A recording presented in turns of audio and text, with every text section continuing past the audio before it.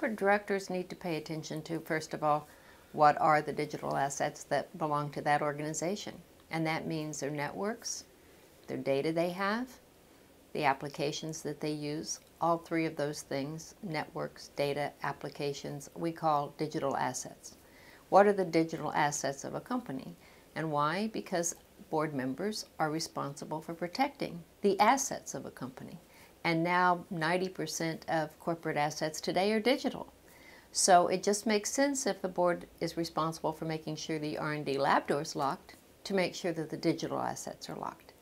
So they really need to pay attention to what assets do they have, what is the security program and the policies that are in place in that organization, does it comport with best practices and standards? And then they need to say, and what are the critical information flows that they need as board members and senior managers to make the critical decisions, and then factor all of that into a risk plan.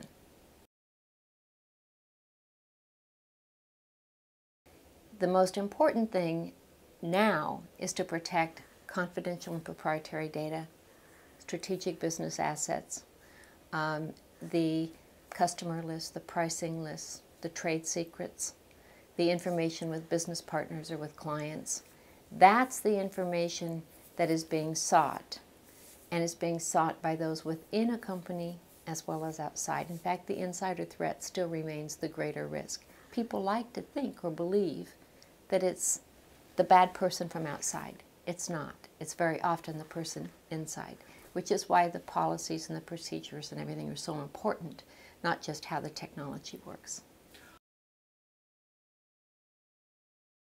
In the area of information security, I believe there's less leeway, because we do have internationally defined best practices and standards. We do have statutory requirements. In our law and in other laws, like in HIPAA and Gramm-Leach-Bliley, we have requirements for security programs. And in many of the state breach laws, there are pre-breach requirements. So it says your program has to be up to this level. And in the event you have a breach, you have the risk of a state attorney general coming in and doing an investigation and saying you were out of compliance with our state law. That opens up a whole window of liability. So it's very important that boards look at this from the boardroom level and the risk management level of an enterprise, and say, what is it that we need to manage for our own company. Boards should be bringing in expertise. When we do board searches today, they're still conducting board searches pretty much like they have for the last 50 years. They want management expertise, financial expertise, transaction expertise, sometimes industry specific. But in the surveys that I've done on corporate governance in the digital area, we're seeing boards recognize that cyber risk expertise is valuable.